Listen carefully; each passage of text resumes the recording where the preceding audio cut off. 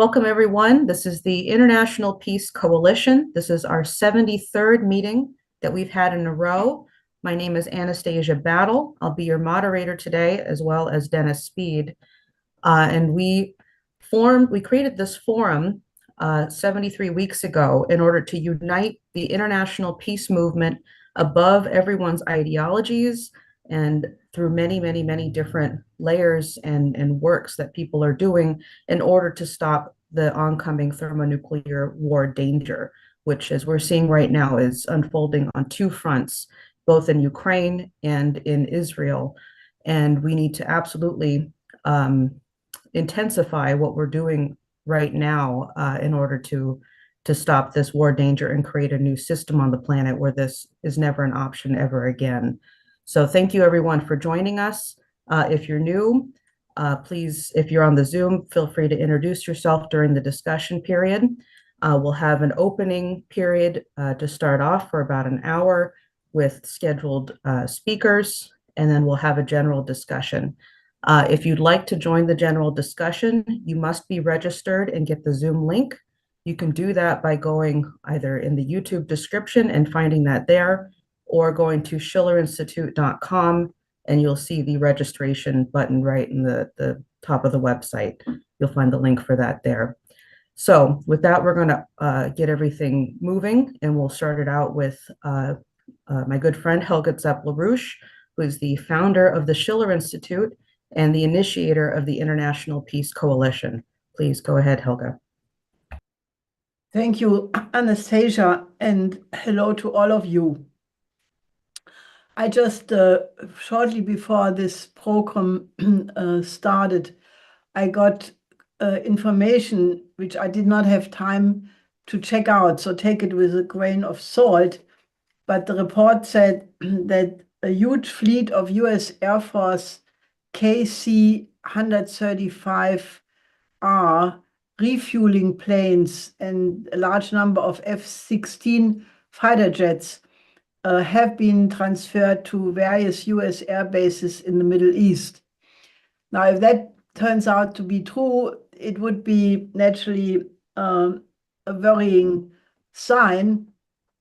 And given the fact that there was just the conclusion of the meeting of the BRICS in Kazan, which one could describe as truly historic, insofar as it is marching forward in creating a new world economic system.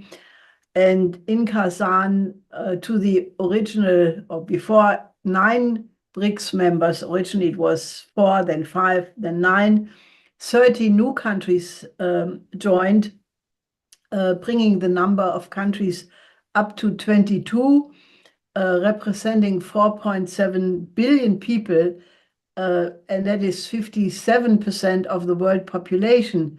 So already with that existing BRICS combination, it is the global majority of the world population. And Xi Jinping had said in his speech to the opening session that he hopes that the BRICS will guide the world back to a path of the overarching trend of peace and development. And then he asked the question, he said, should we allow the world to descend into the abyss and disorder and chaos? And naturally, if there would be an escalation of the Middle East war, it would be that option. Or, said Xi Jinping, should we step back to the path of peace and development? And then he called on people to, be all defenders of common security. And he said, we humans are an indivisible community of security. So there were many formulations by Xi Jinping, by Putin, by others, absolutely echoing what we have been discussing here on the International Peace Coalition for more than a year, namely the absolute urgent need to create an international security and development architecture, which must take into account the interests of every country to bring the world away from the abyss of these threatening wars, which could become regional and even global, and then nuclear war.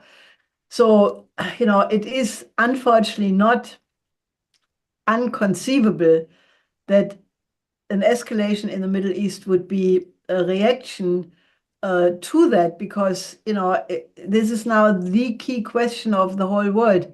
Will the West, will the United States, and will European nations react to the absolute legitimate desire of the countries of the global South to form a more just and more equitable world economic order, which will allow them to overcome poverty and underdevelopment?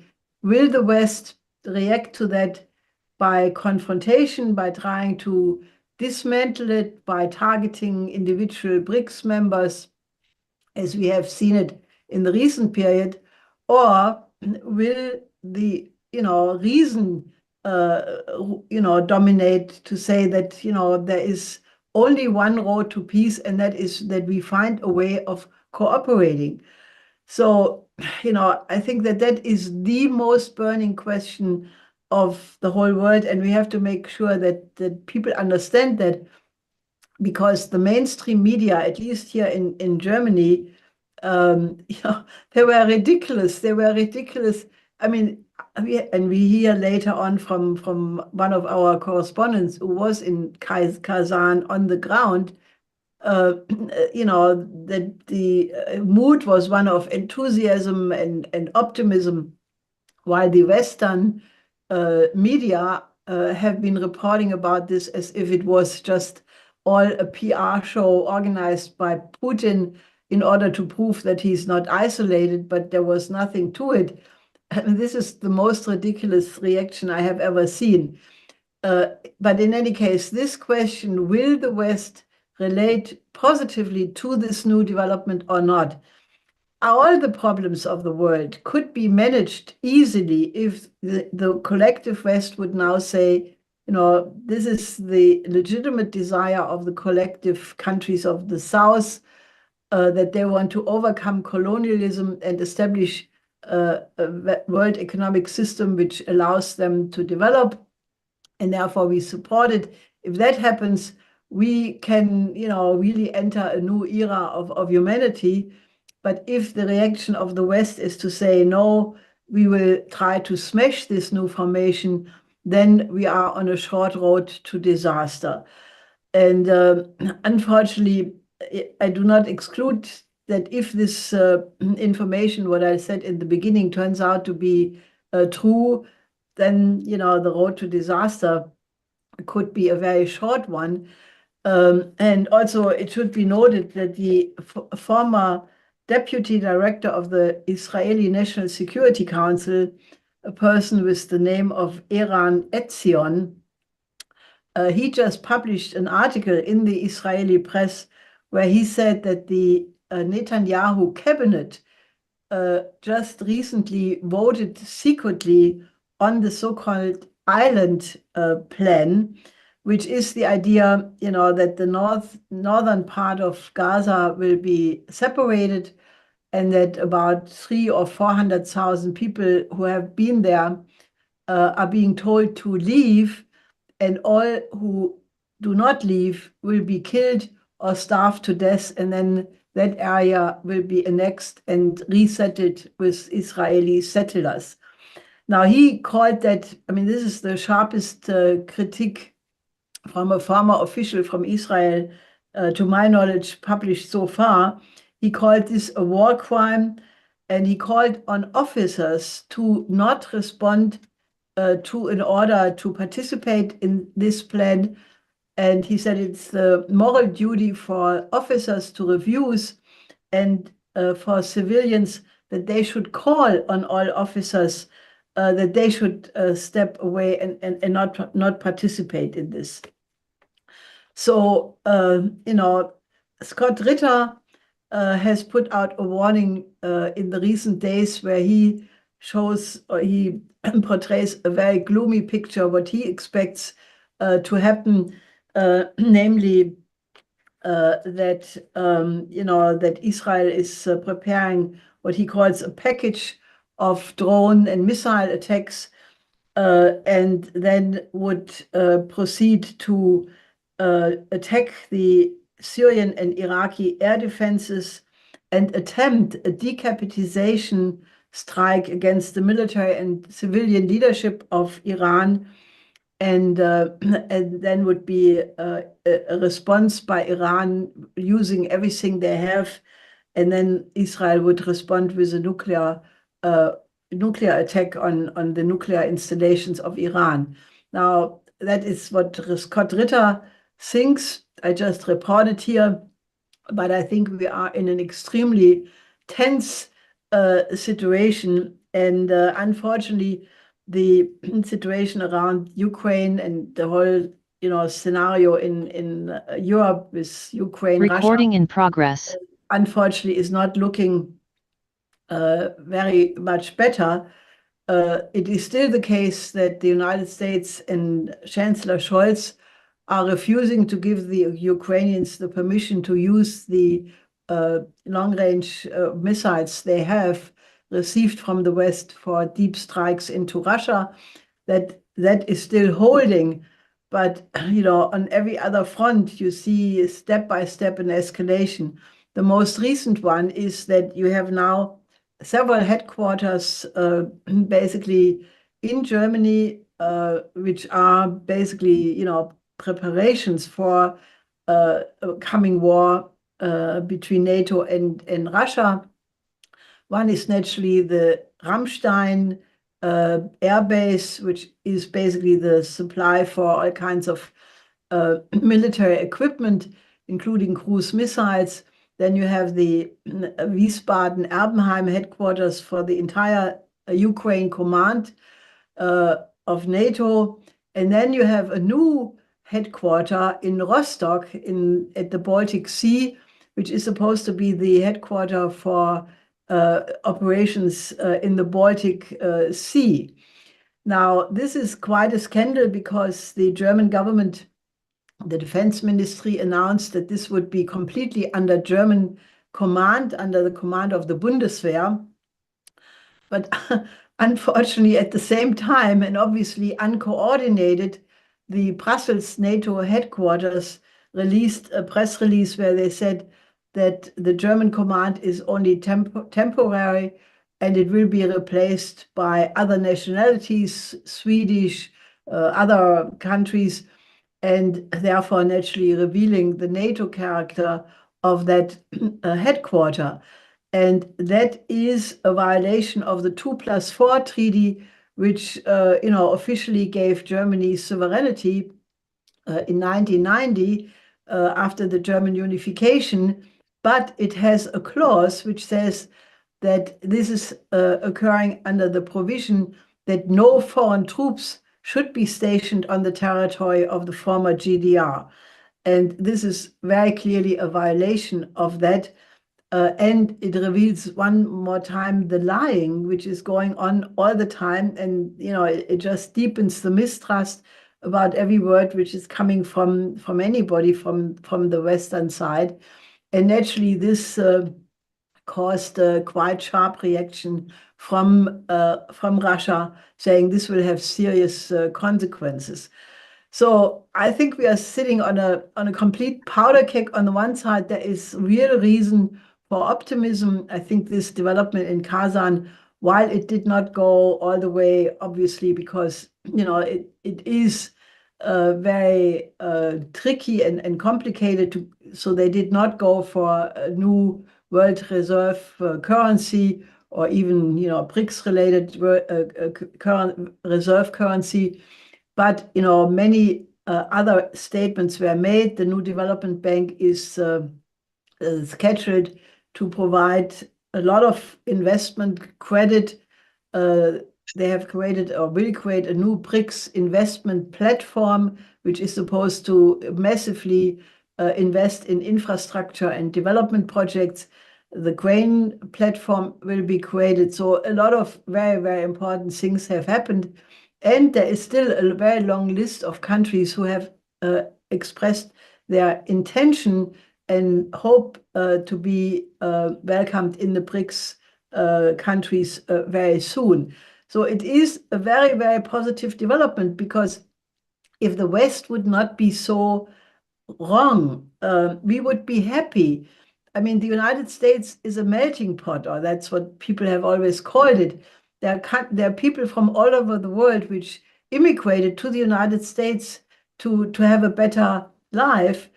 And, if the United States would now say, we help these countries, of which they have many hyphenated Americans, they have American Lebanese, they have American Palestinians, American Nigerians, American Afghans, and so forth and so on. If the United States would say, we help together with the BRICS, we cooperate with the BRICS, and we help these countries to industrialize so that the migrants stay at home and help to build up their own economies, that would be the only human way to solve the refugee crisis. And it would resolve all of these conflicts. It would resolve, it would make every conflict immediately manageable.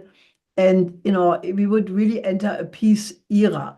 So I think the International Peace Coalition must do everything that option is put on the table, and that everybody knows that is really the way out of this war danger. So I want to stop it here and give the word back to you, Anastasia. Thank you, Helga. Yes, no, the report from Jason is pretty exciting, which we'll get to in just a moment. But thank you so much, Helga, for that opening. And quite honestly, if what you brought up in the beginning is quite terrifying, actually. So thank you for that. Dave, let's go to Jason's video. I'm going to show you a portion of his report. Jason Ross, who's of the Executive Intelligence Review magazine, was on the ground at the BRICS summit and was able to get interviews of people. It was very exciting, very good to be there in person and have a lot of dialogue with the people there. He'll be on during the discussion period to discuss more, but I want to show his short report that he made for us here. Can you pull that up, please? Good morning from Kazan. This is Thursday, October 24th, the third day of the BRICS summit being held in this city. Yesterday was the major event with the restricted and broader BRICS meetings taking place. So coming out of that were a number of documents, including the Kazan Declaration that represents the 100-and-something points of agreement among the BRICS countries.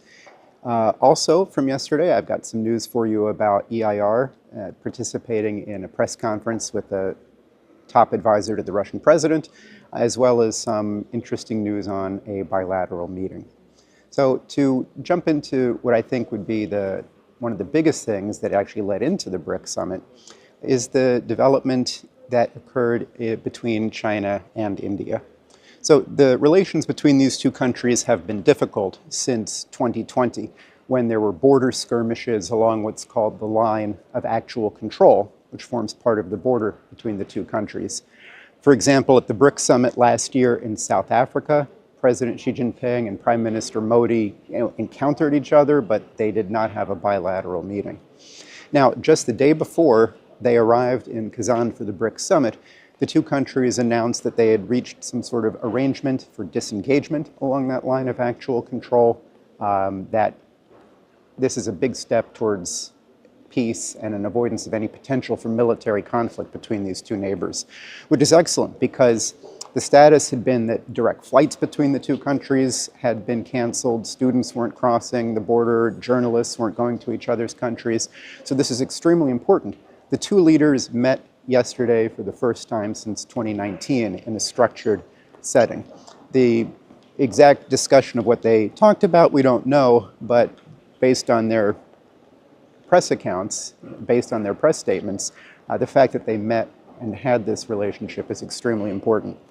Prime Minister Narendra Modi, I'll tell you what he tweeted. He said, India-China relations are important for the people of our countries and for regional and global peace and stability.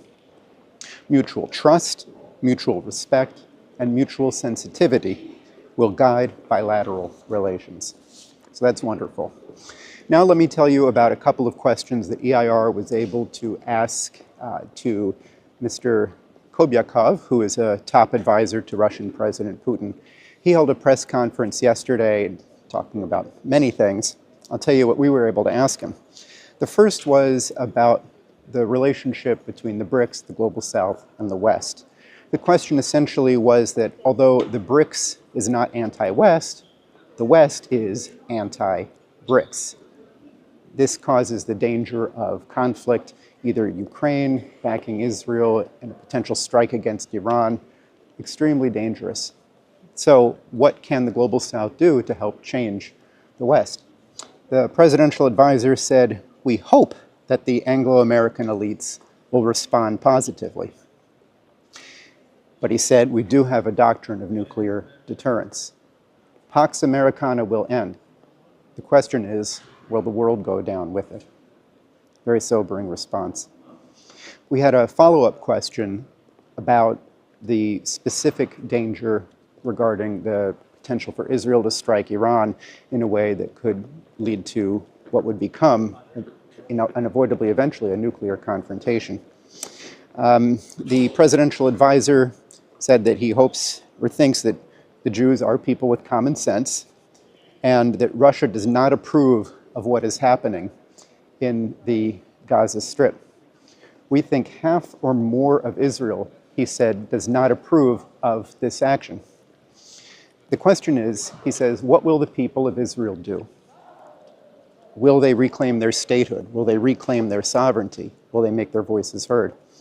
He also said that he thinks the US is questioning whether it is doing the right thing, and that there is much opposition to this policy within the US as well. He said, maybe after hearing the speeches during the BRICS meetings, they will come to their senses. We hope so. We should hope so. So now let me go through some of the outcomes of yesterday from the official BRICS meetings. The Kazan Declaration itself, issued yesterday, has 134 points of agreement. I'll go through some of these. One of the main issues is what they call multipolarity. It shows, they say, a commitment to developing a representative, legitimate, democratic, and accountable international and multilateral system. They called specifically for reforms or changes in the UN Security Council, in the World Trade Organization, in the IMF, in the International Bank for Reconstruction and Development, the World Bank, and others. One of the specific things that came up was the danger of unilateral sanctions and the risk that this poses to international trade. They said, quote, "We recognize the crucial role of the BRICS in the process of improving the international monetary and financial system, with a view to making it more responsive to the needs of all countries. Unilateral coercive measures, such as sanctions, they say, have implications for human rights, including the human right of development." The BRICS nations made a statement against the ongoing violence in the Gaza Strip, the West Bank, and in southern Lebanon. They said that, quote, "As a result of the Israeli military offensive, which has led to mass killing and injury of civilians, forced displacement, and widespread destruction of civilian infrastructure." They called the pager and cell phone attack in Lebanon last month in September. They said that it constitutes a grave violation of international law. It also raises the question of securing supply chains in the world, something that they took up later as part of a broader discussion of trade. On Afghanistan, the BRICS countries called for uninterrupted flow of humanitarian assistance, while also calling on the authorities there to end their effective ban on girls' secondary and higher education. On finance, and this is one of the biggest things, the role of the new development bank was really very much lauded. This came up in a major way. Dilma Rousseff has been a featured participant in this BRICS summit, as in past ones, and including the one in, obviously, Fortaleza, Brazil, which is what launched the new development bank. So this came up a great deal, and here's what they had to say. We recognize the crucial role of the BRICS in the process of improving the international monetary and financial system, with a view to making it more responsive to the needs of all countries. They said that unilateral coercive measures, meaning sanctions, have serious implications for human rights. And among human rights, they include the right to development. How do sanctions affect this human right? Good question. The need for new cross-border settlement mechanisms came up. The statement was a bit tepid on this. It did not really commit to anything terribly strong, but it acknowledged the importance of working out the feasibility of new methods of cross-border financial infrastructure. It speaks of an institution they call BRICS Clear to help this, and also the potential for a BRICS reinsurance system to address the needs for this, for transportation and so forth. Specifically on this, Russia itself, this is not the whole BRICS statement, Russia put forward what they call a BRICS grain exchange to start with grain, to start with food commodities, and use that as a basis for starting to develop new markets and new methods of exchange. They're hopeful that this could then expand into other commodities and precious metals and so forth. President Lula of Brazil, who spoke remotely due to a small medical mishap, he said, now is the time to move forward in creating alternative means of payment for transactions between our countries. It's not a question of replacing our currencies, said the Brazilian president, but we must work to ensure that the multipolar order we are aiming for is reflected in the international financial system. This discussion needs to be tackled with seriousness, caution, and technical soundness, but it can no longer be postponed. Lula also brought up expansion of the membership of the New Development Bank. I just want to thank Jason for this pretty exciting report on the ground at the BRICS summit. And we'll have him on later during the discussion period to ask questions and fill out more. But more will be on the EIR from various interviews and other things that have come out from this summit. But I think what he's gone through, it really does demonstrate the fact that there is a dialogue process which is happening, which is very important. And I think that the work that we have done in the IPC is playing a pretty significant role in trying to bring about some kind of dialogue like this. So we need to continue what we're doing. But it actually does make me very happy to see that something like this is going on. So again, thank you, Jason Ross, for that report. And we'll have more as we continue. Okay. Next, we're going to go to Professor Steve Starr, who's a professor at the University of Missouri. He's a nuclear weapons expert, and he's been on many times to basically terrify you with the truth. So thank you so much for joining us, Professor Steve Starr. And I know that you have some slides that you're going to be presenting. Please go ahead. Yes, thank you for having me. I thought today it'd be useful for me to focus on the impending war, expanding war in Israel, because as Helga mentioned, all the signs indicate that the U.S. is rapidly building up forces to work with Israel for an attack on Iran.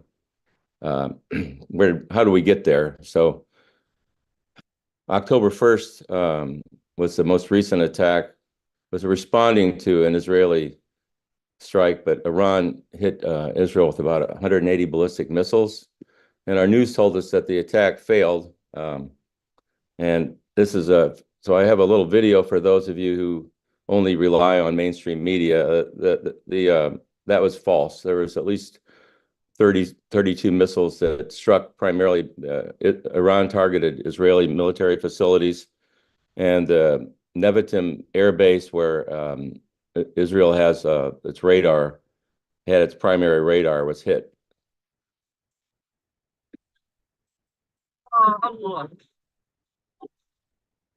You can see the missiles are striking the ground, so the Iron Dome didn't work as advertised.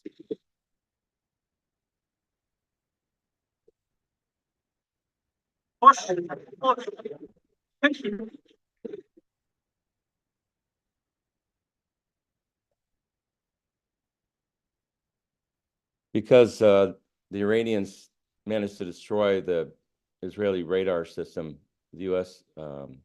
Subsequently sent the Terminal High Altitude Area Defense System, which has a very sophisticated radar. And with it, there were 100 U.S. troops that are there to man it. So U.S. has deployed troops there. This radar system obviously is going to be a target in any future strike if the war expands. And this system only has about 48 missiles, so it's not exactly able to shoot down hundreds or thousands of missiles that Iran might send. Russia has also been beefing up air defense and electronic warfare systems. In 2016, Iran received the S-300 air defense system from Russia. That's a very sophisticated system. It's better than anything the U.S. has, and that's one of their older systems. They also sent Iskander nuclear-capable missiles. These are long-range missiles that can hit Israel. The two countries are very far apart. I mean, it's 1,000 miles distance between the two. And they sent the Murmansk long-range electronic warfare system. And this system was designed to suppress satellite navigation and communications from a distance of 3,000 to 5,000 miles. So clearly it's aimed at Israel and the United States if it's going to be involved in the attack. Russia also may have supplied Iran with fighter jets, Su-35s, and these are very sophisticated fighters. They're probably better than anything that the U.S. has, so they're going to be manned by Russian pilots. Iran doesn't have much of an air force, so this is it's not a given, but this was a report from Forbes. Iran, as I mentioned, has S-300 systems. They may have sent an upgraded system and possibly the S-400 system. These systems can hit even incoming ballistic missiles exoatmospherically above the atmosphere range of hundreds of miles. So it's better than anything the United States has. And as I mentioned, Russian troops will operate these systems. So we'll have American and Russian troops in a target zone. Colonel Wilkerson, who's better spoken than I am, answered a question about what he thought would happen with the war in Iran. Question: will Israel attack Iran in a significant way? And if so, what is likely to be the response? I think that Netanyahu is smart enough that he'll want to do his riposte on this attack, his attack responding to their attack, with some kind of circumspection that mainly hits military targets, maybe strays a few places. Israel has a real hard time not hitting civilian infrastructure. They seem to delight in it. So they may hit some of that too. But what he's going to base his major response on, and the response that he knows will bring the United States in, is what Iran does back to him for that. So we'll be somewhere down the road before the thing gets completely out of hand and the United States has no choice but to come in. So the attack that Colonel Wilkerson describes is similar to what Scott Ritter has also said. Israel hitting air defense sites and clearing a path so its Air Force can get closer to Iran and launch air-launched ballistic missiles.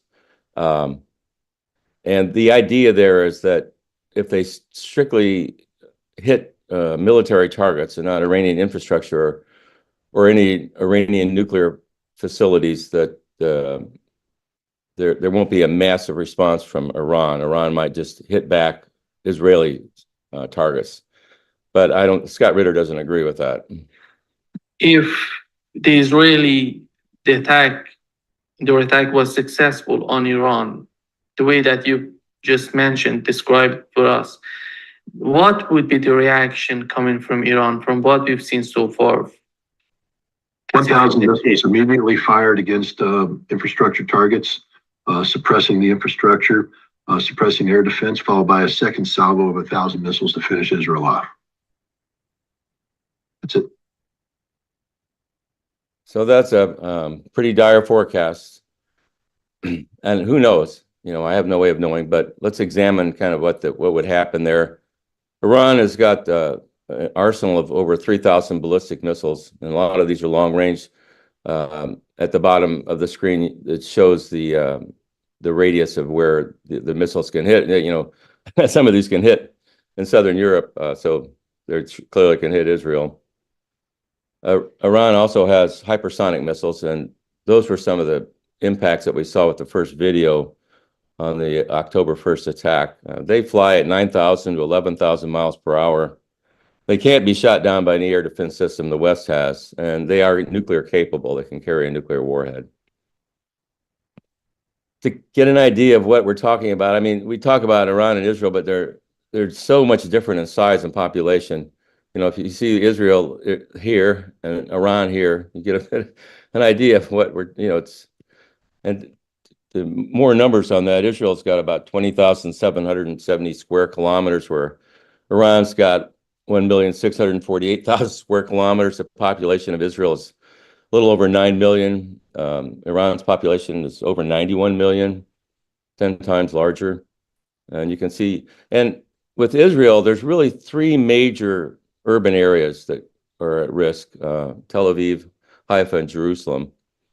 And then after that, you can see that city size goes down to, you know, a couple 100,000 compared to Iranian. So these are the target areas that we're looking at. And I think that we should discuss whether or not Iran has nuclear weapons now. It's been a topic that's been discussed for a long time. And Colonel Wilkerson mentioned this in a recent interview with Glenn Deason, which I recommend you all listen to. If Israel bombs them and bombs their nuclear facilities, they will make the decision like that, and they will have a bomb within a year, maybe several. Actually, I think the time frame for Iran having a nuclear weapon is much shorter than a year. Iran is a virtual nuclear weapon state, meaning it's got all the components for a nuclear weapon. It can assemble almost in a matter of a few days, I believe. It's been enriching uranium up to 60% U-235 since April 2021. And even when you get to 20% enriched uranium, that's about 90% of the way to weapons grade highly enriched uranium. You can actually make a bomb from 60% enriched uranium, but you want it up to 90% because the volume is smaller and it's easier to, you know, you can put into a nuclear warhead. Now, HEU is a material that is much easier to make into a bomb than plutonium. You just basically have to have two subcritical masses and slam it together. UN inspectors found traces of 84% enriched uranium in 2023, so I think they've been making it already.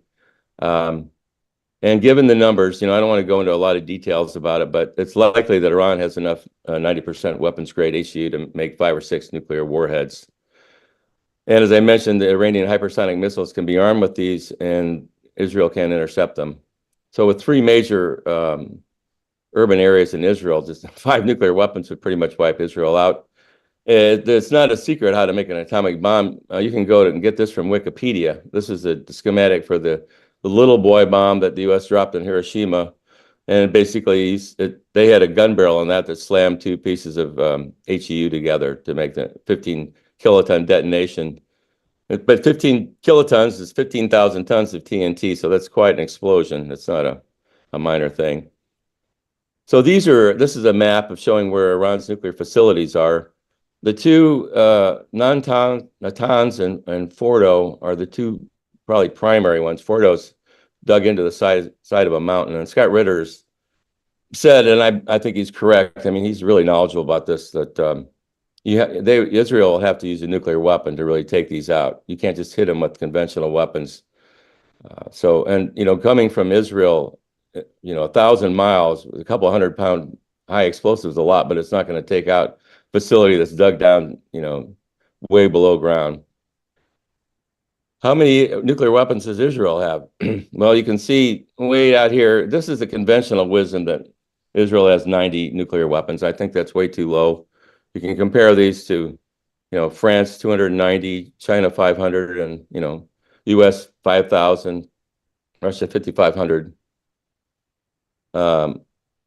But in 1986, there's an Israeli nuclear technician named Mordechai Vanunu who went public and revealed that Israel at that time had 100 to 200 advanced fission or nuclear weapons, including thermonuclear weapons, which are, and he was, Israel took that real seriously. They put him in prison for 18 years, 11 years in solitary confinement. In 2012, Jimmy Carter said Israel had about 300 nuclear weapons. So 90 weapons is way too low, I believe. I think that's a psyop. Israel does have 5 diesel Dolphin subs. Each sub can carry 16 cruise missiles armed with a 200 kiloton warhead. This is what that's conventional wisdom too. So that's 80 nuclear warheads right there. And these have a range of 1,500 kilometers or 930 miles. What that means is that these subs can get in the Persian Gulf and hit just about any target they want in Israel, including Natanz and Fordo. And I think if Israel's going to try to use nuclear weapons, that would be the way to do it. So let's assume that the worst case scenario happens and they go ahead with this. I think there's a good chance then it's going to escalate because Russia's got their people there. Russia and China don't want to see Iran hit. And if it does escalate to a major nuclear war, in 5 to 15 minutes, the U.S. and Russia can each launch, 1,000 strategic nuclear warheads at each other.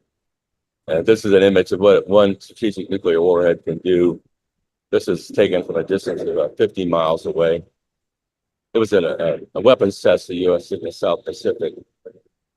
But with this sort of thing, just a fire zone extends out to, 50 to 150, to 150 square miles. So that's why nuclear weapons are just so much different than conventional weapons.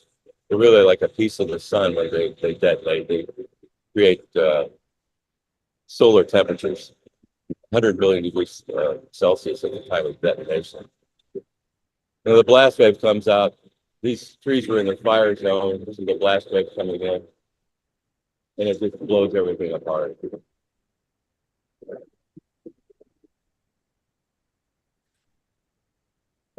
I just included that because I think it's important to remember what a strategic nuclear weapon does. The scientific studies that I've tried to promote for the last, since 2007 is show that up to 150 million tons of smoke would enter the stratosphere from nuclear firestorms. This would block 70% of the sunlight in the northern hemisphere, 35% in the southern hemisphere, and the daily temperatures would fall below freezing in central North America and central Eurasia for up to 3 years. So that's a result of a major nuclear war.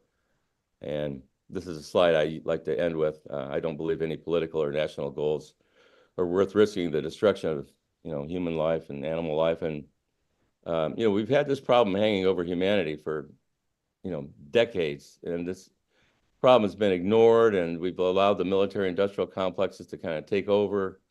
And there's not even really much talk about this at the high political level. So I think it's really important that what's happening here with this discussions that the Schiller Institute's providing, try to alert people to these dangers before we escalate to a nuclear war. So thank you for your attention. Thank you, Professor Steve Starr, for that. Also, just to add on to what you said, Iran is a member of the BRICS, which is an important thing to note given the kind of dialogue that's happening and what you're going through. I think that this is a significant thing to address. That Russia and China really have a lot of vested interest in Iran. And China depends heavily on all the oil coming through the Suez Canal, and the last thing they want to see is a big war there. But if the U.S. is foolish enough to get involved with a war and it starts attacking Iran, then all bets are off, in my opinion. Right. No, it immediately escalates to a world war. That's exactly what that means. So thank you for that, Professor Steve Starr. Next, we'll have someone who will follow up on what you just discussed, Professor Starr. We have Glenn Deason, a statement from him. He's a professor and author and commentator. Sometimes he's on the Duran, co-host on the Duran, and he's been on here a number of times. He couldn't be with us in person, but wanted to send in something given the important strategic updates that are going on right now. So if we can pull that up, please. Well, I think that the development of BRICS is an actual effort to overcome this cycle of war, which we have been stuck in, because I think we have to be honest about the system we have created after the Cold War and what it was intended to do and what it's actually doing. I think for many, the intention was genuinely to have a liberal hegemony, that is, U.S. dominant states, which would reduce the power competition in the international system and advance liberal democratic norms to create a better system. But instead, I think it can be safely said that this hasn't really worked. Indeed, if you want to preserve a unipolar system or even an imperial system, it often relies on divide and rule. This is simply a necessity, which is why you see that the unipolar system has fueled or relied upon alliance systems.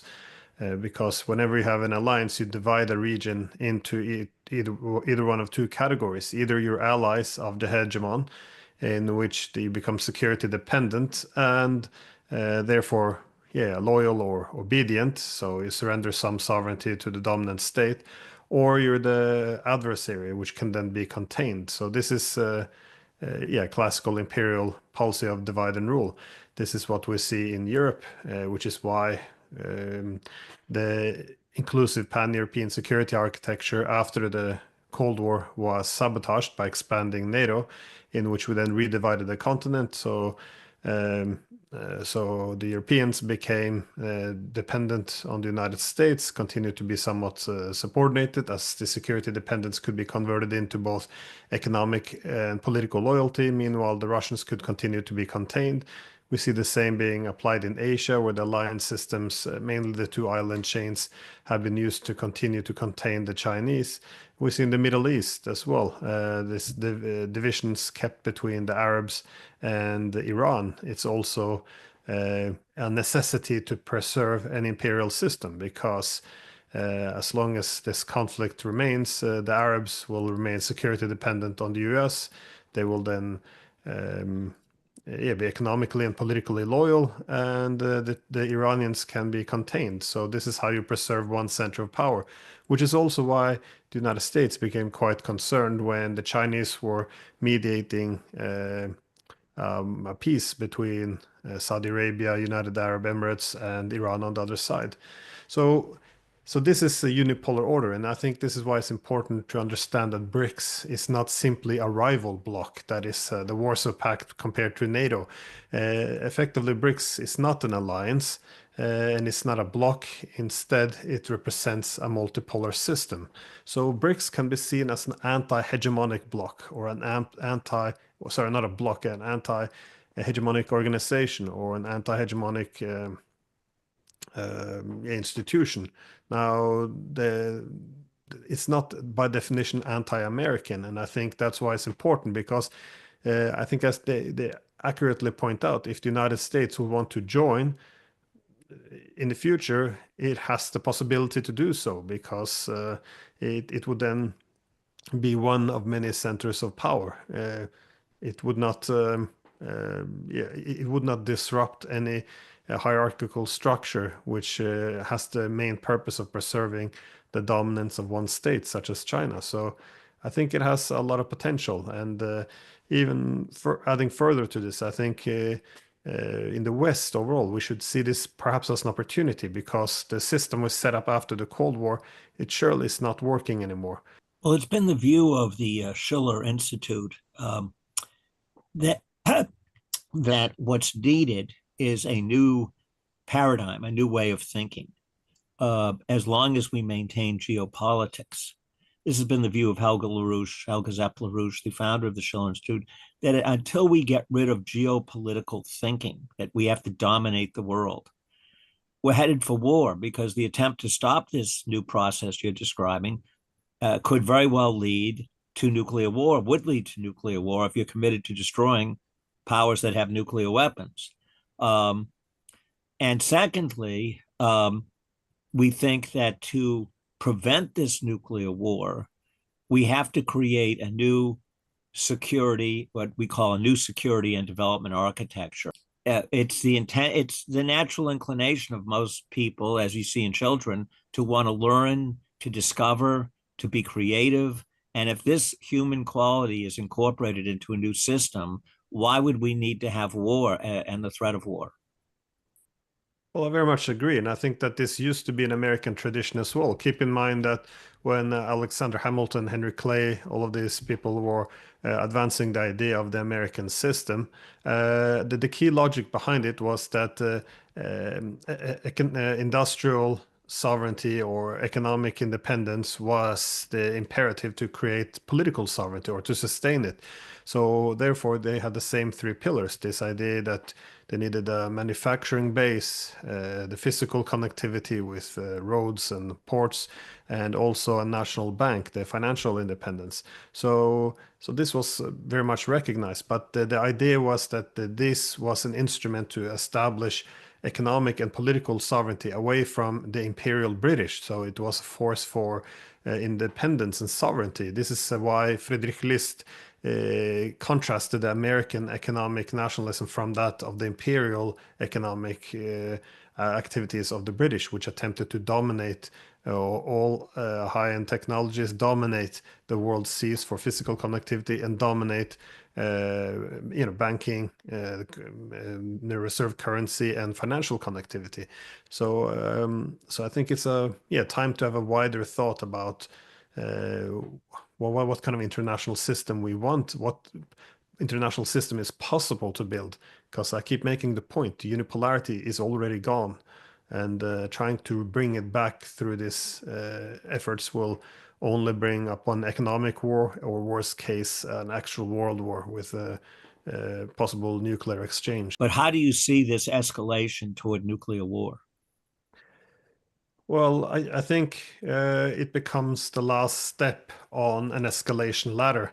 Now, the Russians obviously do not want to go into nuclear war, but I think we have to be honest about the position we put them in, because we have been gradually escalating the war in Ukraine, because the idea was that we're going to use the Ukrainians to slowly bleed the Russians.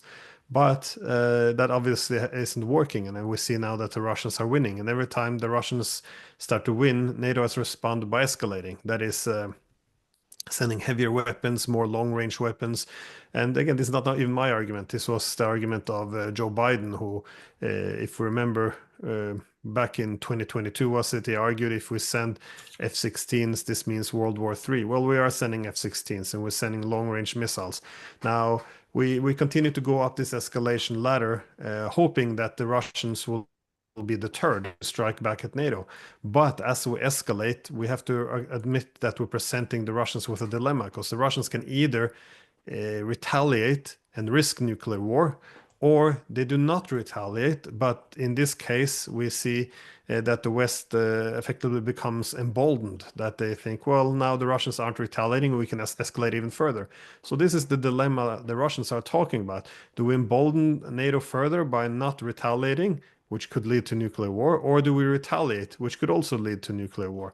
So I think that this is why the Russians are now changing their nuclear doctrine. So we were going to a very dangerous place. But of course, we're not quite there yet where the Russians would use nuclear weapons. They're signaling that they're prepared to do so. But there's many other steps on the escalation ladder.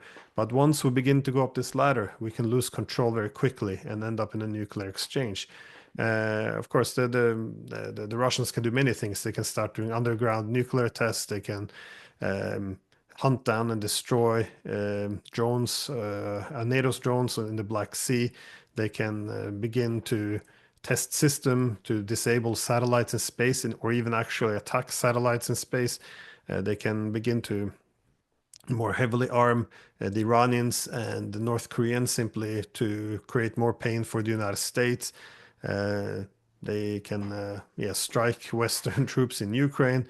They can attack Ukrainian warplanes, which are now parked, some of them in Poland, others in Romania, or simply attack logistics centers of weapons which are intended to go into Ukraine to kill Russians.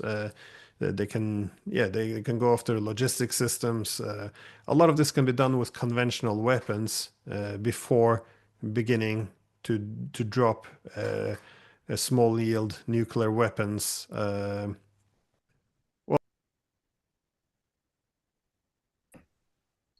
Okay. So thank you, Glenn Deason, Professor Glenn Deason, for that update.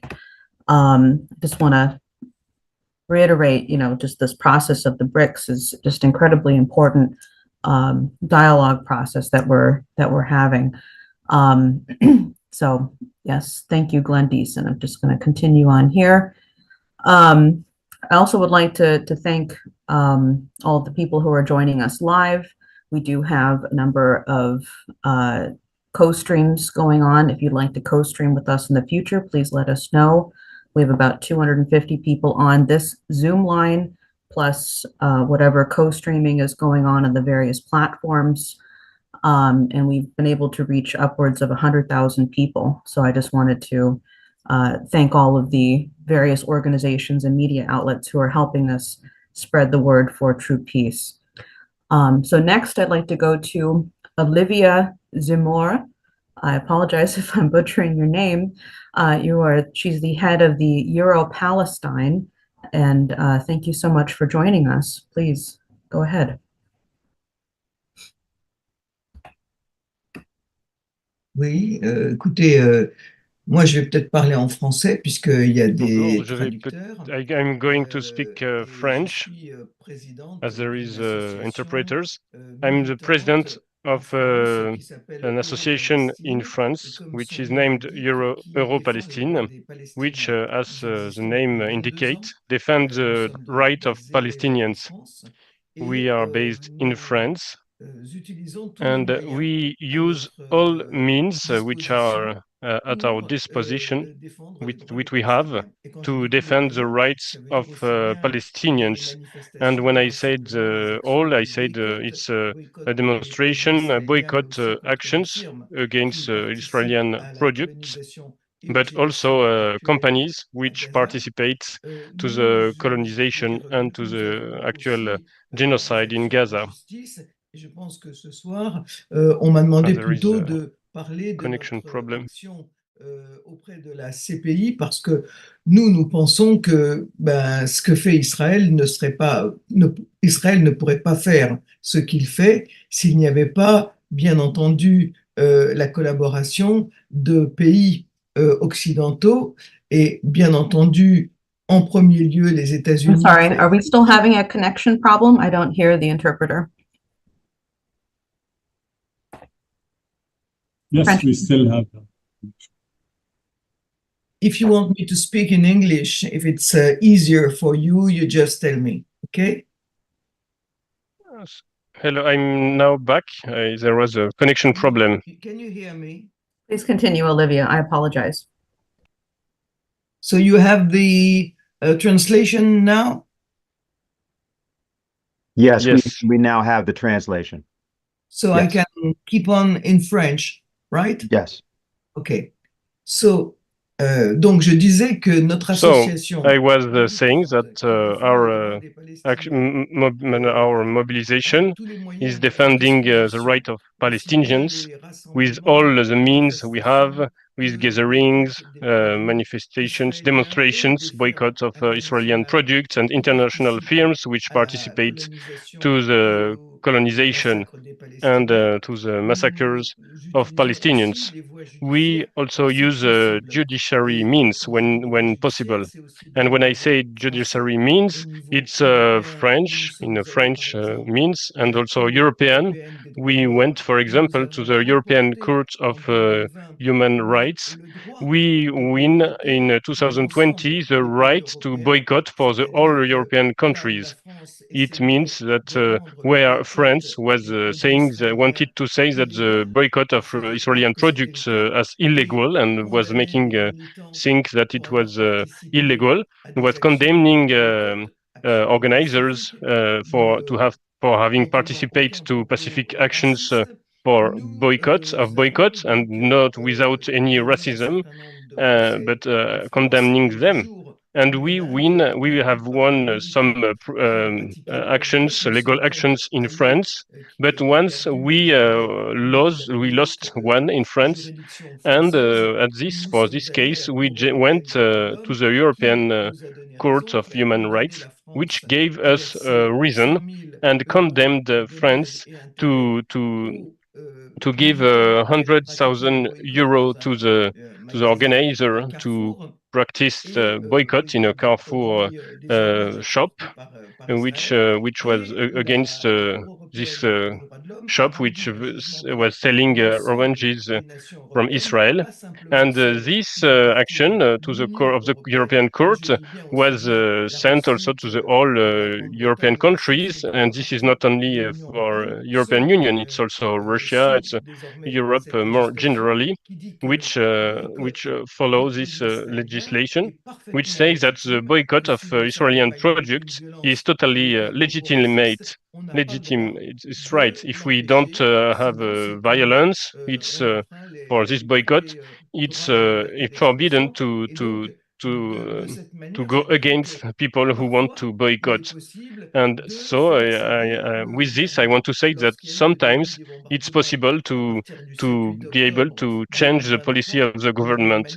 And when, for example, in 2023, France was the only country to forbid for 3 weeks demonstrations, for example, in the capital and also in other cities, to forbid demonstrations. But we still made demonstrations. We were repressed, arrested, put in jail for some days, and some were had some financial reprisals for doing this. But finally, we won an action against the government, and I have to say that the determination, the organizers of determination of the organizers on people demonstrating was so great that it was not possible for the French government to resist against this. So this is important to act, to demonstrate. And here we have now also an action in justice against the Israeli gala, which is planned to happen the 13th November with the presence of Smotrich. And even it's a gala made to collect money for Israel and for the Israeli soldiers. And I was saying earlier that I think that Israel could not do what they do even with these hyper-fascist people in the government, if they could not do it, if there was not the collaboration of the United States, which is so great, so evident, but also from European countries. And I want to recall that Europe is the first commercial partner of Israel. It's not the United States, it's Europe. And by the same way, many Israelis have a second passport, European passport, like to come in Europe. And the French role is not small, it's important. And the French government is from the beginning of the massacres always have encouraged the genocide. Here is the Israeli genocide in Gaza. So we have made some actions. We transmitted a dossier of 27 pages to the International Penal Court to denounce the behavioring of the French government and of the foreign minister and the prime minister of France, showing that there was a complicity of crime, war crime, crime against humanity, and crime of genocide in Gaza. So we exposed in these 27 pages how the government was giving this encouragement to this genocide on a military plan, on the economic plan, on the diplomatic plan, and on the moral plan. I don't have the time to give you all the details, I sent to Odile Mojon the details of the 27 pages, but I will only make a resume. Saying I will say that French, we said that French have given arms to Israel and still gives arms to Israel. We had revelations about this, which were not, which France did not say the contrary. They were saying electronic components sent to Israel could be of double use and not only military. They tried to escape by saying this, but still there is the announcement of Euronaval, which is a fair, armament fair in France by the naval fair, military, and there is 7 Israeli companies which will participate, and we went against this. And Macron said some things in the last times and said that the Israeli also military companies could not come. But then Netanyahu said that this was anti-Semitic, what Macron said. Then Macron said, okay, they can come. And France is an important part. There is 400 more than there is this number of people which are in the army, Israeli army. They are allowed, the militaries or foreign military, former militaries, they are allowed, if they want, to participate in the Israeli army. And if you go, for example, to fight in Syria, you would be pushed in prison coming back. But there is a convention between France and Israel, which make possible to people which, for example, have French and Israeli double nationality. They allowed French Jews to go participate in the Israeli army to commit crimes. So this is incredible. Macron gave this authorization, and also France gave many other things making possible. They continue to export and import many things to and from Israel.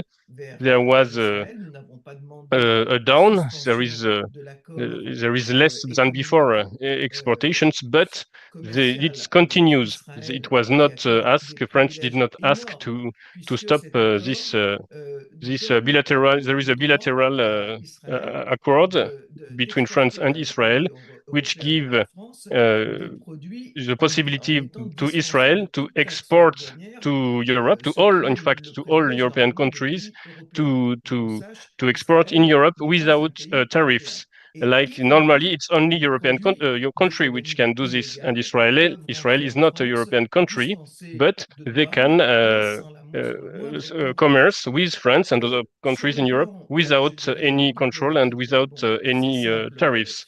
And on the diplomatic side, we have our foreign minister, which was in Israel. He discussed with the Israeli foreign minister, and we did not took any sanctions on a diplomatic level.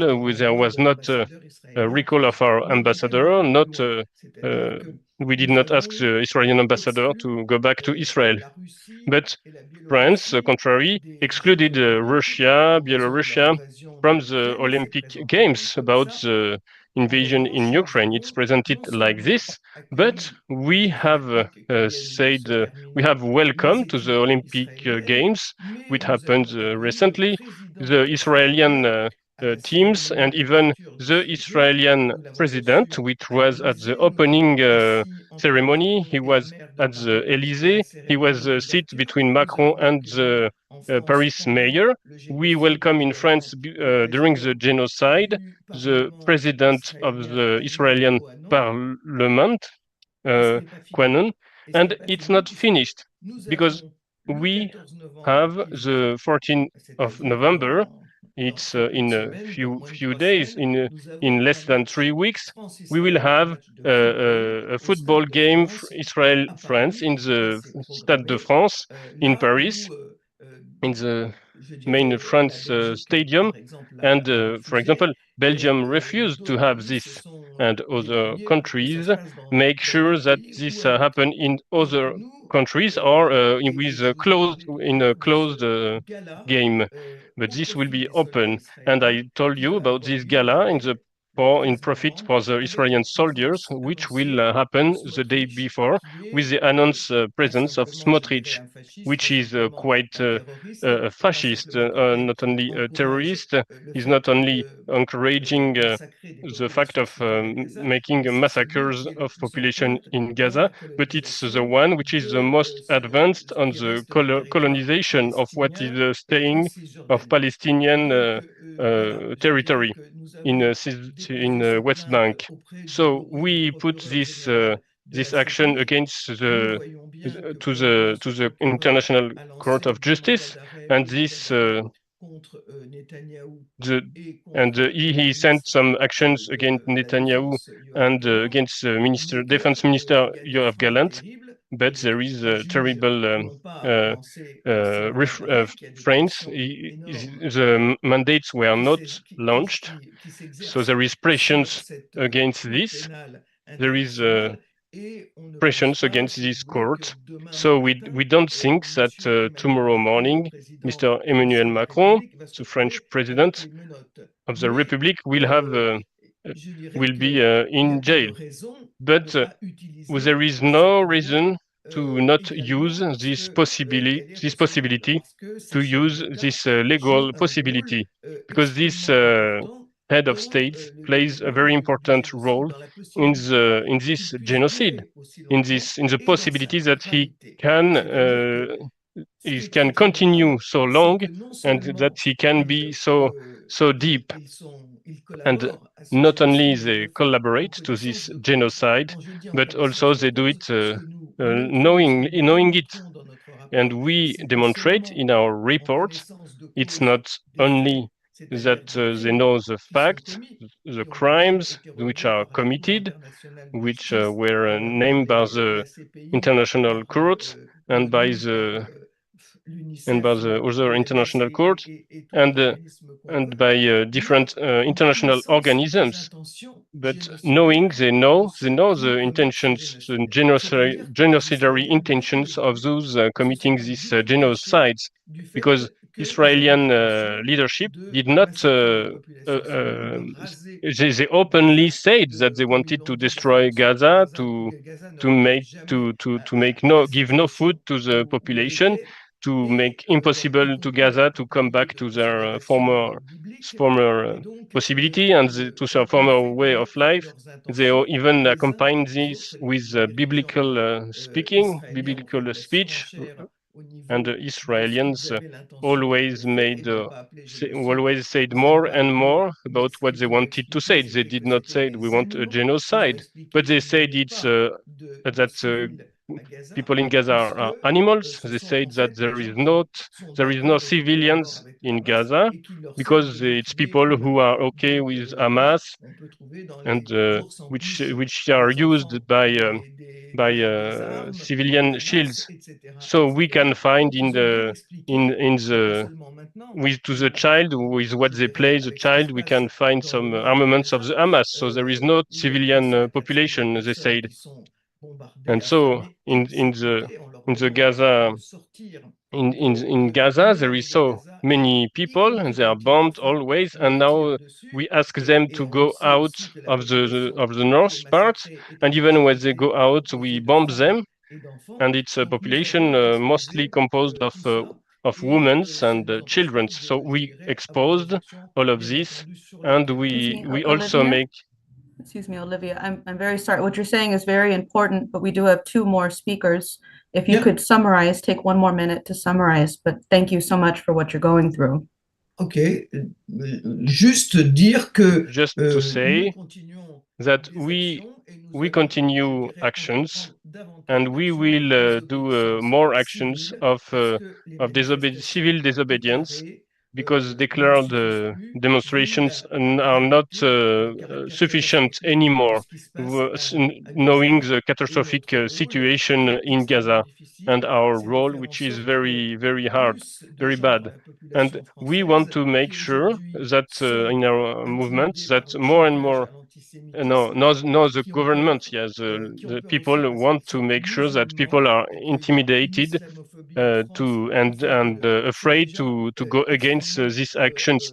And also there is a big part of peoples, Muslim peoples in France, and when they do actions for Palestine, it's even more hard for them. They are even more denounced as anti-Semitic, and so they want to afraid people to make sure that they don't react. But we want to make more and more mobilization in our country. All right, thank you for that, Olivia. So yeah, we're going to continue. Thank you so much for what your organization is doing in Europe. We do have a couple more speakers to go and then a general discussion, and we can come back to many things during this opening period. So next we have Dr. Ghassan Baskin, who is the Israeli hostage negotiator and a member of the Geneva Initiative. He was just part of the discussion of the Palestine peace negotiations with the Pope. So his report back to the IPC is very important. Could we bring up Dr. Baskins? First of all, in the absence of any light shining on any hope in this region between Israel and Palestine, I approached Prime Minister Olmert and asked him if he was willing to try and move forward with the negotiations that he conducted back in 2008. At that time, he had made offers to the Palestinian president, Mahmoud Abbas, that were closer to a peace agreement than we've ever been before. And it was for reasons that Olmert had to resign and was not able to carry on those negotiations that it was never completed. So I asked him if he was willing to try to complete those negotiations. I told him I would find a Palestinian who was legitimate in the eyes of most Palestinians, someone who has credibility, who's honest, who's not considered corrupt. Nasser al-Kidwa is someone who was the PLO ambassador to the United Nations for 17 years. He was a Palestinian Authority foreign minister. He's the nephew of Yasser Arafat. Nasser's mother is Arafat's sister, and that already puts him in the framework of the royal family of Palestine, so to speak. In May of 2021, Nasser al-Kidwa headed a list for elections that Mahmoud Abbas canceled.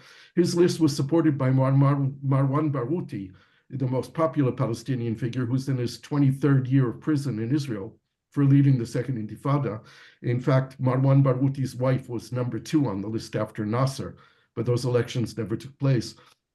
So I approached Nasser, and he said yes. And my colleague, a Palestinian colleague, and I, Samer Sinjalawi, conducted negotiations over Zoom between Mr. Olmert and Dr. al-Kidwa.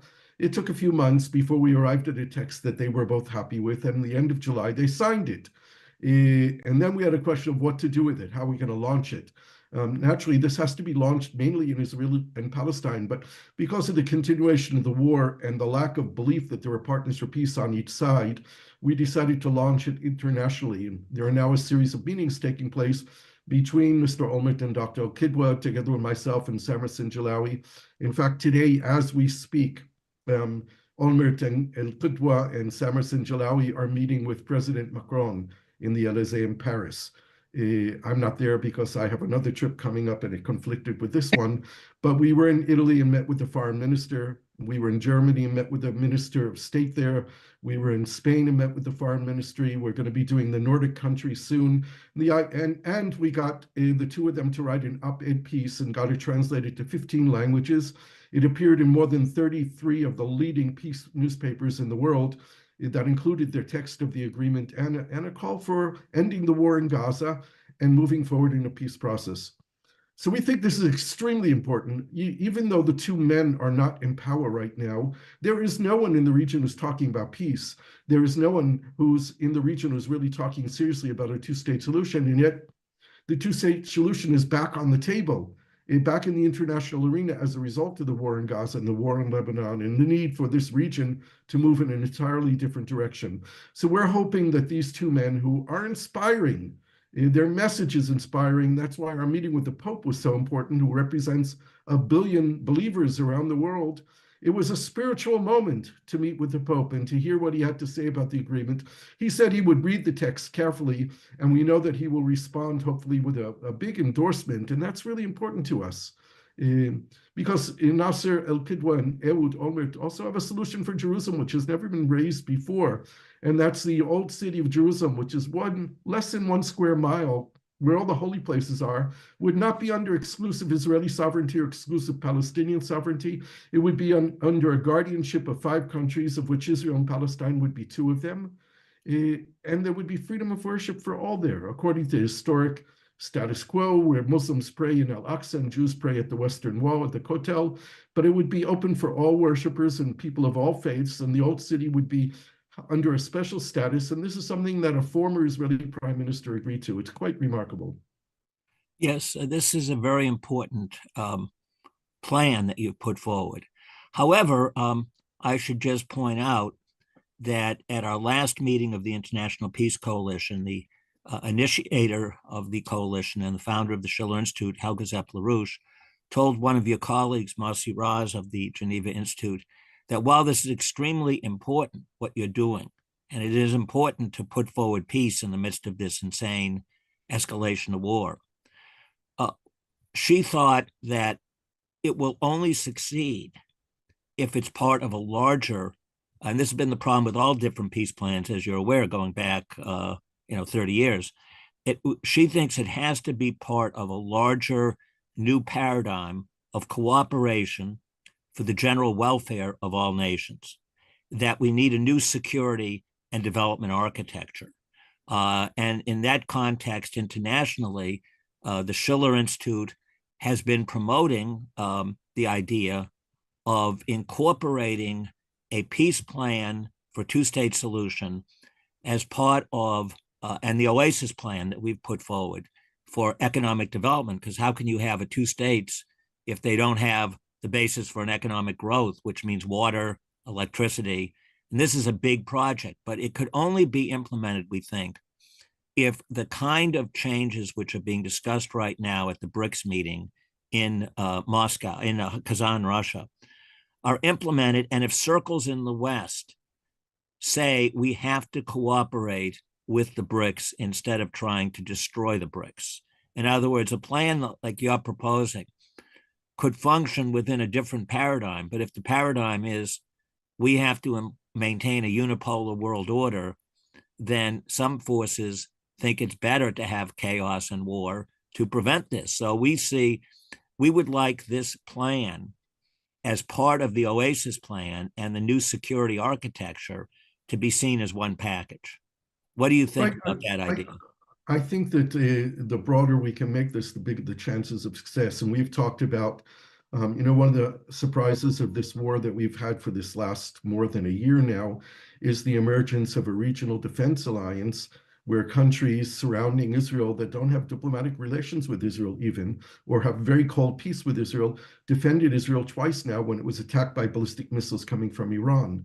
This is a very interesting development. We have talked about the Israeli-Palestinian peace process as not being bilateral, but being regional, and certainly expanding it to a wider, a global perspective makes it even stronger. We definitely need to talk about an architecture, a regional architecture of security and stability and economic development and dealing with climate change and all the other things that require cross-boundary cooperation. There can be no viable bilateral Israeli-Palestinian peace process that ignores the rest of the world and the rest of the region. So we're very much in that place where we think that it needs to be expanded to include as many parties as possible. We definitely don't believe that this can be another Pax Americana, an American peace process, which has failed for 30 years. And we don't have any confidence that the United States has the ability to negotiate a fair, viable peace agreement between the Israelis and the Palestinians. It is indicative in our approach that our first meetings with leaders when we exposed the Olmert al-Qidwa plan were here in the region. not in Europe and not in the United States. But definitely, the article that they wrote together was translated to 15 different languages, including Russian and Chinese and Japanese and Arabic, of course, and Hebrew and Spanish and French and Italian and Portuguese. And it was published in newspapers in Brazil, as well as in China and Japan and Russia and Ukraine, all over the world. So our approach has been global, and I would say that we adopt the approach. My biggest concern is, one, getting this war between Israel and Gaza to be finished, for Israel to withdraw from the Gaza Strip, for there to be a civilian, professional technocratic government which is legitimate taking over Gaza, because having Hamas continue to rule Gaza is non-viable in terms of any chances of reconstruction of Gaza. And there are more than 2 million homeless people there now today who simply have no homes to go back to. So this is the most pressing issue. And of course, getting the Israeli hostages home, which is going to cost Israel the need to release Palestinian prisoners who are being held by Israel for many years. So there's a deal that we need to make first, which ends this war. And I believe strongly that the war with Gaza, once it ends, the war with Lebanon will end as well. And then we can think more broadly about Israel, Palestine, the region, and the rest of the world. Well, our concern right now is that this war in the Middle East is part of a larger war between the West and the so-called global South against Russia and China. And we've been warning of the threat, and now it's pretty obvious there's an imminent threat that this could escalate to nuclear war. And the BRICS have been promoting the idea of peace through development and new security orders. They're moving in the direction that we've been talking about. How do you see us bringing this peace process in the Middle East into alignment with that approach? First of all, I accept your approach, and I think it's very important. One of the things that I've spoken about since the beginning of the war was the need to bring in China into any plans for reconstruction of Gaza. And I think this is an interest of everyone, including the Israelis, the Palestinians. I would think it would be in the interest of the United States also, because American-Chinese cooperation that could begin in Gaza might have a spillover to impact the broader broader American-Chinese relationship. Certainly, the situation between the United States and Russia is dangerous to the whole world. What's happening in Ukraine is dangerous to the whole world. And of course, our conflict, as you said, could spill over easily. I totally support a broader involvement of the globe, of BRICS and of others. I'm glad that there's a Palestinian delegation at the BRICS meeting. The Palestinians have their own leadership crisis, as many of the countries in the world do. We certainly do in Israel. Thank you, Baskin, for that report, which I think in terms of the dialogue that we're having here, this is vital for moving forward for peace in the region. Next, we are very honored to have Ambassador Abdullah Abu Sawash. I'm sorry if I'm pronouncing your name inappropriately, but thank you so much for joining us. What an honor to have you on, the Ambassador of Palestine to the Republic, the Federal Republic of Nigeria. Thank you so much for joining us. Please go ahead.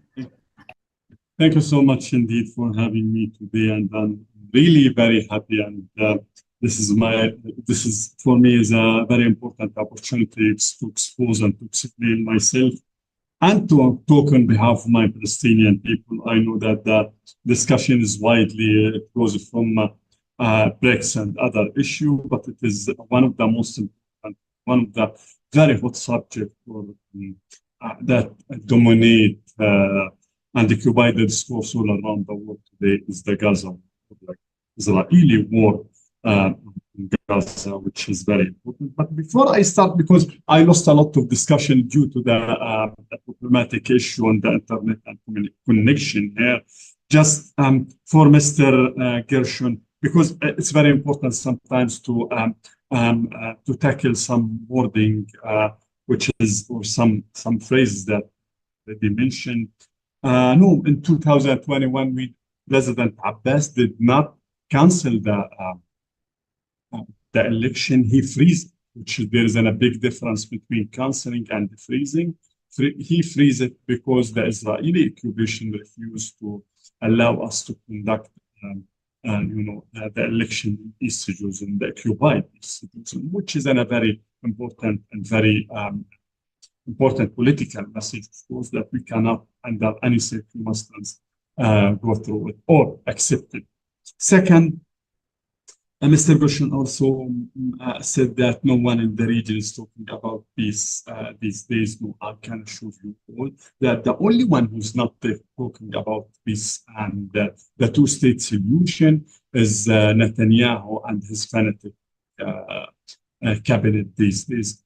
Even Blinken and the American, who is completely involved in this war against the Palestinian people, who is completely complicit in this war against the Palestinian people, as a matter of throwing ash in the eyes, they still talking about the two-state solution. President Abbas, in his statement yesterday before BRICS, he talked about two-state solution.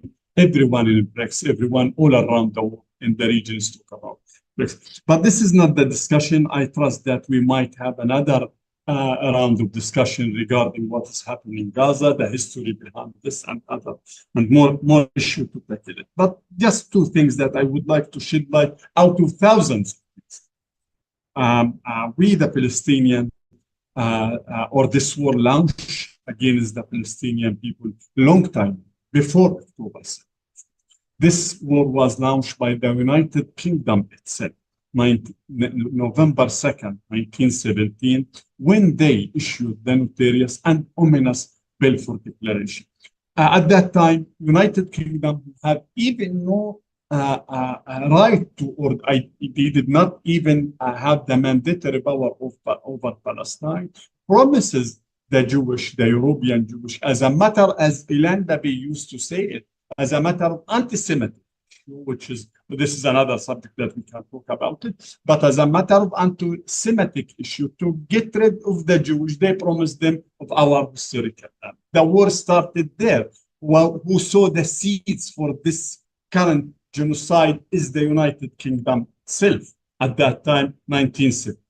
Then the war was continued when the Jewish, new arrival Jewish Lehi and other gangs, military gangs, which is completely supported by the United Kingdom at that time, started conducting massacres against the Palestinian people. And you might know about some of it, Deir Yassin, Tantura, and other, but we could talk about 50 plus massacres conducted against the Palestinian people till they succeeded, even before the declaration of the independent. What did they call it? Declaration of the independent, May 15, 1948. Even before that, they succeeded to expel and ethnically cleanse many thousands of the Palestinians. Then after this war, till the beginning of 1949, they succeeded to, unfortunately, to expel and ethnically cleanse 950,000 and when we say 950,000, you cannot compare it, as I used to say that, with the American population, with the Chinese population. This is the majority of the Palestinian people, and we became a refugee, and 60% today of the Palestinian people is living in the diaspora. So that, again, this war was continued until they succeeded again to occupy the remaining 22% of the historical land of Palestine. I know this might not be the issue that anyone talk about it. Everyone wants us, according to the Israeli beliefs, and the American, of course, support, and the others, whom is the occupation, I used to, of course, uploader for the occupation, want us to start measuring the history of as if the galaxy itself was created in October 7th, October 6th itself, just October 6th. 6 Palestinians was killed. Did this make any news, or did this make any news in the screens at all? Since the beginning of 2023 till Friday, October 6, 152 Palestinians was killed. One of them is Mohammed al-Tamimi, 2.5 years old. He snapped for fun slayed for fun because some of the Israeli soldiers want to slay him and to kill him, just to try. Yes, we could kill a Palestinian. So that this is the issue. What is happening in October 7 is a fact. No one can deny or should deny it. But what is the reason? You cannot isolate it, and no one or no rational one should isolate it, what happened in October 7 out of that is political, historical incubator. Otherwise, we will all jump to swim with the Zionist and the fanatic current Israeli government. Since October 7, even till today, everything is happening is justified by October 7. 42,000 Palestinians, majority of them, 70% of them, is killed or killing before the cameras, the televised, is 70% of them is women and children, and no one care about it. Everyone, especially the supporter of the Israeli occupation, and there is a lot of means to support the Israeli occupation, want us just to talk about October 7th, but what happened after October 7th mean nothing. Then, unfortunately, we are facing two types after and before. The first one is the physical, that you already watched it, and and there is hundreds of thousands of videos and pictures and photos that spread all around the world through the internet, showing the massacres that is conducted right now in Gaza. But the other, which is, of course, this massacres cannot be happen without the full complicity and full agreement and full sharing with the United States of America. This is something we should not hide behind our fingers to say it. This is something that we should say it loud and clear. And this is something, again, not only to kill the Palestinian people, but there is an issues coming to reorganize, to let me put it like this: after World War II, the only one who went or came, the only one who was not lose the war is the American at that time, and they started a new economic and political order that maintained their demolition for very long time. This demolition is not there yet, so that and the BRICS, one of the most important examples. I believe that America and many other supported Israeli occupation, some other Western countries want to make sure that their demolition over the world is to be continued, so that they want to create a new political and economic order, and to do so, we learned by the history.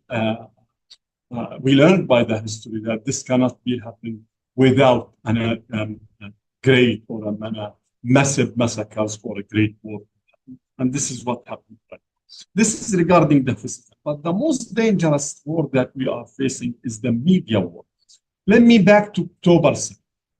In October 7th, we know that there is Hamas, or the Palestinian fighters, was broke the fence. It's not border defense, the Israeli fence, and killed many of the Israeli soldiers. And they show us that this is something well known, because those fighters take this type of fighting against this soldier, and they publish.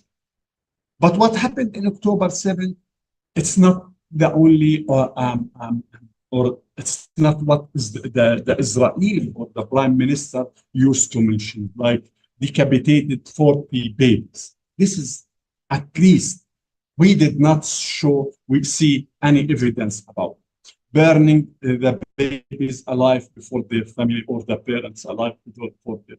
All of these issues, what we are calling to make sure everyone will be in the safe side. We call, as a Palestinian, for an inquiry commission or fact-finding mission to be established by the United Nations to come and to investigate what happened exactly in October 7th, and of course before October 7th and after October 7th.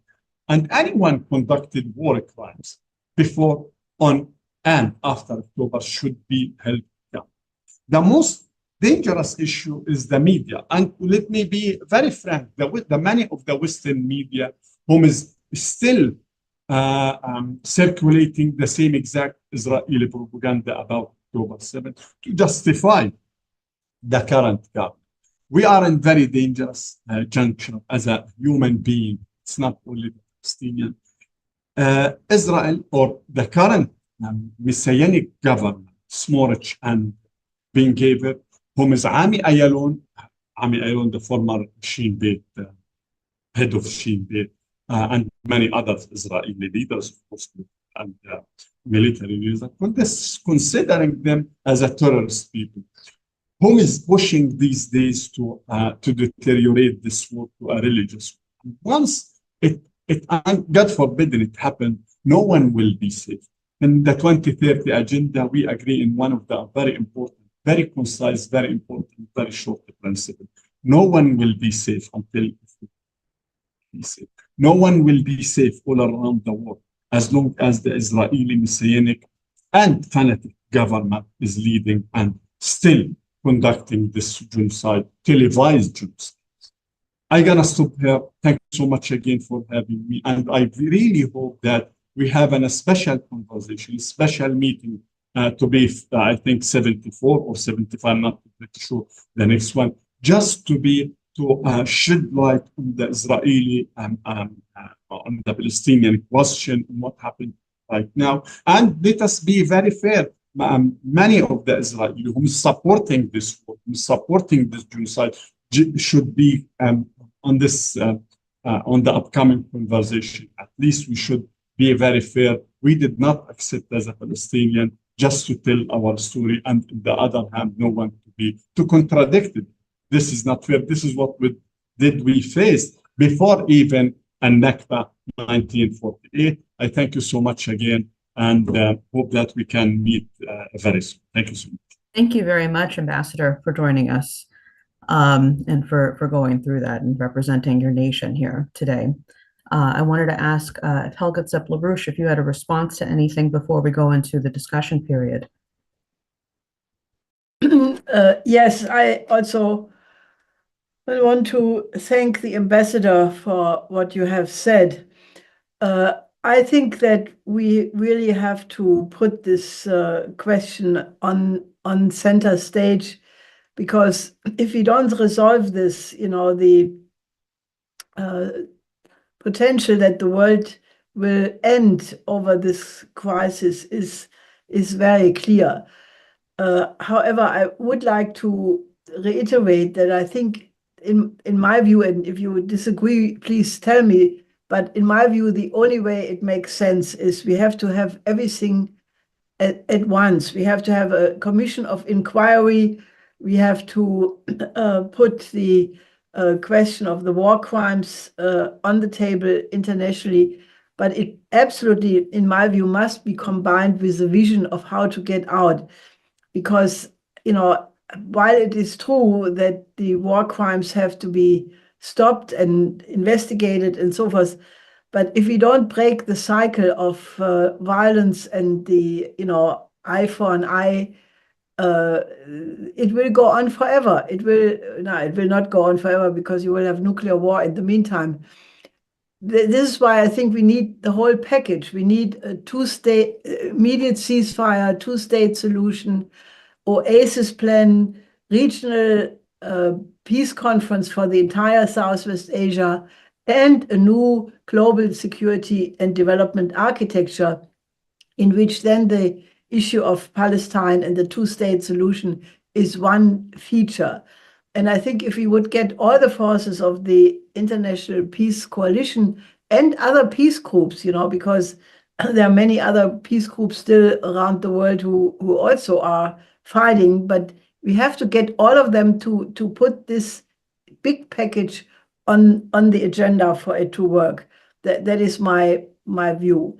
So please tell me if you agree or disagree. But I think, because, unless you lose the momentum which now exists with the BRICS countries, who have now become 22 countries. And, you know, it is the majority of the world. The momentum is there. The Chinese are an important point in terms of reconstruction of Gaza. This has been mentioned by Dr. Baskin before.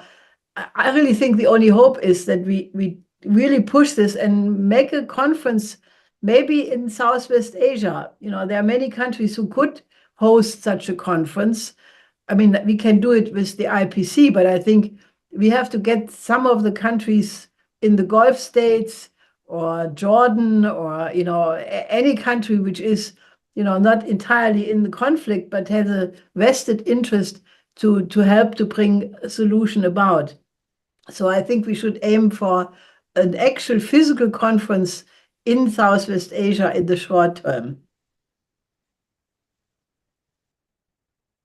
Thank you, Helga. And Ambassador, unless you have a response, we'll continue. Yeah, sure. Thank you so much. Again, fortunately, I served in the United Nations for 8 years, and I was very lucky to discuss and to negotiate the 2030 agenda, which I'm economist, first and foremost, of course. So that many times we used to say that war had a meaning. I know that no one of you, of course, all of you is very respected people, but no one mean it. When my distinguished sister Helga said ceasefire, this means that there is two armies fighting against each other, which is, please, not the case. What we should call for it is to end the Israeli war on Gaza or against the Palestinians. This war is not only in Gaza. Even if I want to, for sake of argument, to agree with you, ceasefire in Gaza, what about West Bank? More approximately, we are very close to lose, or the death toll in West Bank, approximately 1,000 Palestinian, 11,500, something like this, had been detained. 9,500 of them is administrative back, because again, wording or word have a meaning, so that once we say ceasefire, this by default mean that there is army. I believe, Helga, you agree with me that there is two armies. As you, all of you see, watch in your television, in your social media, it's not a war between the Palestinians. It's the United States of America, Israel, war against the Palestinian people. Not because the Palestinians, because they are trying to create a new economic and political order. This is the aim of the American, but the Israeli fanatic, the Israeli current fanatic messianic government, they have their own, and they declare own and clear and declared goals, which is to expel the Palestinian people, or as they used to say in their public discourse, to finish the job, which is Ben Gurion job. They mean Ben Gurion job, who expelled the majority of the Palestinian cleansed the Palestinian 1948. But I agree with you. It's time to raise our voice. All of us, if we believe, and I will not stop saying that, if we believe that no one is safe until everyone is safe, we should all raise our voice. It's time to agree, to accept that the Palestinian, we will not hesitate to say that we, the Palestinian in the PLO, accept to build our state in only 22% of our historical land. Palestine, according to the Torah itself, according to the Torah, to the Bible itself, we are the indigenous people. We are the owner, the indigenous owner of this land. But anyhow, this is another discussion, and I can engage on it even if you want to convene another discussion. But we accept in the PLO 31 years ago, under the leadership of Chairman Arafat, to agree to build our state in only 22% of our historical land. Who disagree with?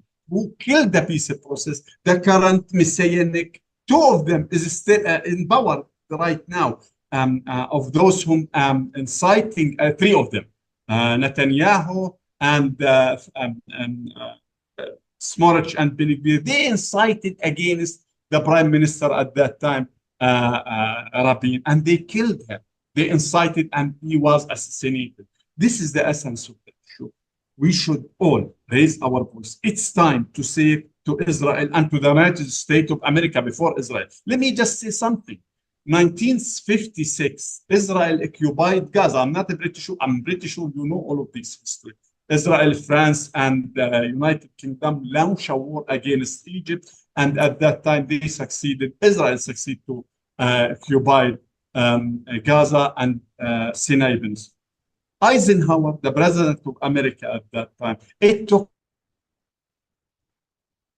one phone call to say to send or to order Ben Gurion to withdraw from the Sinai Peninsula and Gaza. And this is what happened. So that it's time. This will affect all of us. This will spare no one of us except whom is believing of Harmageddon and all of these issues that they want the doom war and all of this stuff. This will harm everyone, and no one will be spared, whether he's in the west, south, north, east. Everyone will be harmly and negatively. Thank you. Thank you, Ambassador. No, I'm sure we have lots of questions coming in from people from all over the world right now. So we are going to move on to the discussion period. Thank you so much for being on with us. If you are on YouTube or some other platform, please, if you'd like to be part of the discussion period, please register.